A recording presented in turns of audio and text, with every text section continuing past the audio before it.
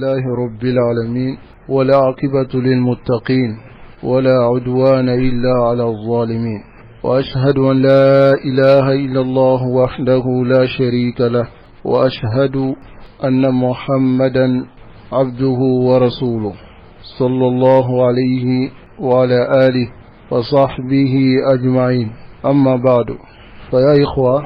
C'est une clarification qui concerne la question لماذا تركنا مسجد التوحيد. Pourquoi nous avons délaissé la mosquée Tawhid.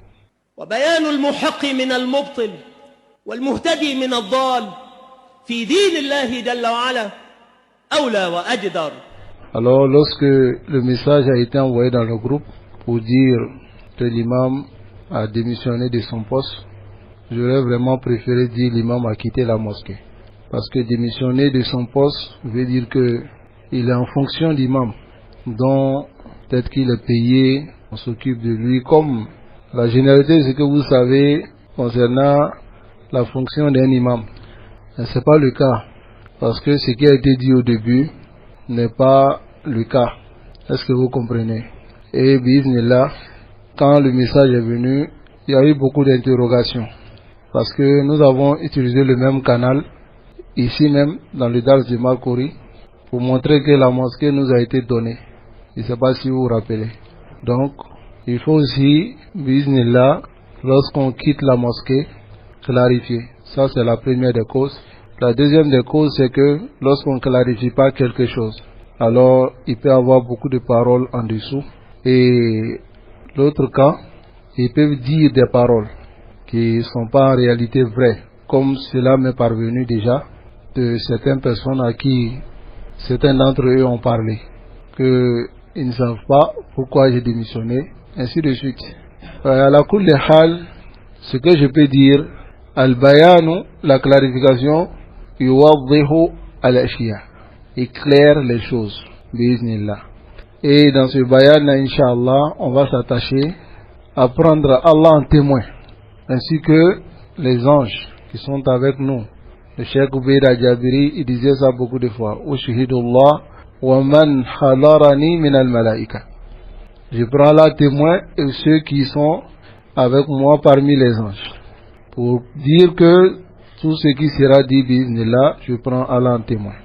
Tayyib, lihada tarakna hada al-masjid. C'est pour cela que nous avons délaissé la mosquée. Alors, pourquoi nous avons délaissé? Bismillah, isma'u ma'i. Écoutez avec moi pour mieux comprendre. Alors, comme vous le savez, nous étions à Nyama. Et il y a un frère, ou je dirais deux frères, parce qu'il y a un qui est venu vers moi et l'autre après il est venu. Il a dit que il y a l'imam Yunus qui a construit une mosquée pour donner aux salafis. Quelque chose que j'ai beaucoup apprécié. Parce que vous savez, les salafis sont ceux qui sont moins financés. Contrairement aux mensonges de Kontao. C'est les Américains qui les financent. Hein? Les salafis sont moins financés. N'est-ce pas? Comme le dit Oussad Abou Fatima, ils ne sont même pas financés. C'est-à-dire, à Nyama, il n'y avait pas de mosquée, puisque j'avais déjà quitté la mosquée Salam. Il n'y avait pas de mosquée, donc cette proposition est venue. Mais alhamdulillah, pour m'assurer que la manière dont la parole est venue, c'est réellement le cas. On a fait une assise avec le concerné, qui est l'imam Yunus lui-même. Naam, qui est l'imam Yunus lui-même. On a voulu vraiment qu'il y ait une assise pour que bismillah les choses soient claires, pour que nous nous rassurons. Alhamdulillah, on a eu l'assise avant même l'obtention de la mosquée. Et là où moi je voulais me rassurer, c'est de me rassurer si la mosquée était donnée et la personne qui avait construit n'avait pas de décision au-dessus de l'imam, ni d'impact dans la dawa de l'imam. Je veux dire, les salafis. Tayyib. Donc c'est sur ces choses-là que j'ai voulu vraiment me rassurer. Et nous avons fait l'assise. Ce jour-là, il y avait les deux frères que je ne veux pas mentionner leur nom parce que ils sont nakira. Mais je dirais quand même les deux frères. Tous les frères les connaissent. Taïb, voilà, à notre niveau ici. Et ceux qui vont écouter la clarification, ils vont vous demander c'est qui. N'hésitez pas à dire leur nom. Ok? N'hésitez pas à le faire. Parce que comme je vais le dire, ils ont réellement trompé les salafis. Donc, à la présence de ces deux frères-là, avec Oustad Youssou Samake, voilà ce que l'imam Younous, je dis l'imam Younous parce qu'il est connu de cette manière. L'imam Younous a dit, il a dit même si lui, Younous, il veut faire quoi que ce soit dans la mosquée, sans mon accord, il ne va pas le faire. C'est-à-dire la mosquée est entièrement sous la responsabilité des salafis. C'est-à-dire qu'il ne va pas venir s'interférer dans quoi que ce soit, dans ce qu'on va faire. Ce que j'ai eu comme une garantie. Et ce jour-là même, j'ai fait des doigts pour lui et j'ai dit vraiment, c'est grand ce qu'il a fait. Et c'est sur cela qu'on s'est levé. C'est pour cela, dans ma première khutbah, pour ceux qui ont écouté, je souhaiterais que si vous n'avez pas écouté, allez-y écouter. Ma première khutbah dans la mosquée, qu'est-ce que j'ai dit? J'ai dit la mosquée a été donnée aux salafis. Est-ce que vous comprenez? La mosquée a été donnée aux salafis. Voilà ce que j'ai dit. Et lorsque il y avait des ambiguïtés autour de la mosquée, j'ai fait une clarification ou pas?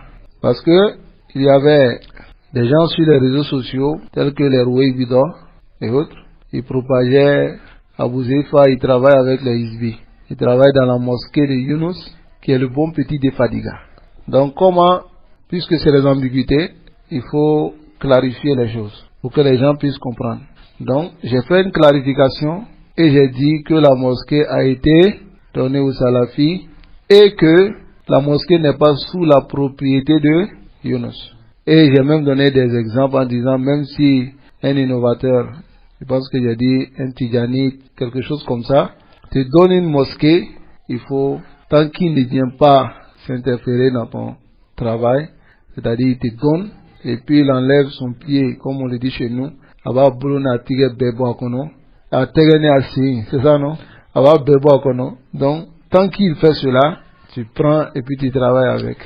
Mais les frères, Allah Musta'an, c'est ce qu'on nous a fait croire, mais ce n'était pas réellement cela. Est-ce que vous comprenez? Je vais juste faire une parenthèse. Le sens, parce que certains peuvent avoir des ambiguïtés autour de quelque chose dont j'ai dit la mosquée a été donnée aux salafis. Quel est le sens de cela? Le sens de cela est que la mosquée est entièrement sous l'autorité de celui qui est choisi comme prédicateur des salafis. Ça c'est awalan. Et la da'wa salafiyya est faite dans la mosquée sans que ça ne crée des problèmes. C'est-à-dire, personne, ni celui qui a construit, ne va venir dire pourquoi l'imam a dit ça, pourquoi il a dit ça. Là, la mosquée est entièrement aux salafis. Et comme vous le savez, c'est souvent même une erreur de dire la mosquée d'un tel, après qu'il ait construit la mosquée, l'affilier directement à la mosquée. On peut dire la mosquée telle, avec son nom. Celui décide de mettre son nom dessus. Mais la mosquée d'un tel, Adakhata. Allah dit wa anna al-masajida lillah. Les mosquées sont pour Allah, toutes les mosquées. Mais il y a celui qui a construit et il y a celui qui est l'imam qui dirige les gens dans la mosquée. Est-ce que vous comprenez?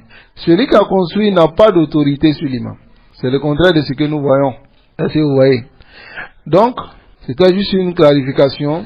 Et je dirais dans l'assise qu'il y a eu, Oustad Youssou Samake, Hafizahullah, il était présent. Donc lui, il est le témoin direct de ce que je viens de dire. Vous comprenez? Mais ce qui est venu après cela est tout le contraire de ce qui a été dit au début. Car le frère qui a été intermédiaire entre moi et l'imam Younous dans l'obtention de la mosquée, il y a eu un problème avec le frère. Lorsqu'il est venu trouver des choses dans la mosquée, il est venu me voir directement, des choses qui concernent même des dons qui doivent être donnés aux frères, mais c'était des sacs de riz et autres. Il est venu directement me trouver au bureau et il a montré que ce n'est pas normal parce que il y a des choses qui se passent dans la mosquée, lui n'est pas au courant.